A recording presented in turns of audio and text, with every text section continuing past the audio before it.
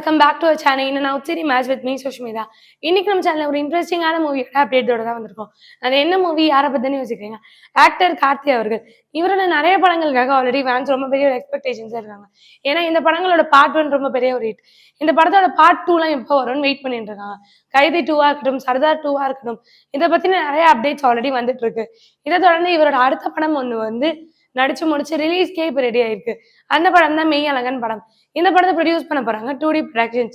Jyothika and Surya இவங்களோட ப்ரொடக்ஷன்ல தான் இந்த படம் வரப்போகுது. அதை தொடர்ந்து இந்த படத்தை வந்து இவங்களோட பர்த்டேஸ்க்கு நிறைய இது ரிவீல் பண்ணியிருந்தாங்க. ஃபர்ஸ்ட் கார்த்தி அவர்களோட பர்த்டேக்கு ஃபர்ஸ்ட் லுக் ஒன்று வச்சிருந்தாங்க. அந்த ஃபர்ஸ்ட் லுக் ரொம்ப பெரிய ஒரு ஹிட்டா இருந்ததுன்னு சொல்லலாம்.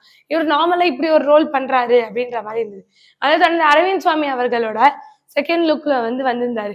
இவர் வந்து ஒரு கமர்ஷியல், ரொம்ப நாளா ஒரு ஆன்டகனிஸ்டா பார்த்துட்டு இருந்தோம். இதுல வந்து ஒரு கமர்ஷியல் இதுவா பண்ணியிருந்தாரு.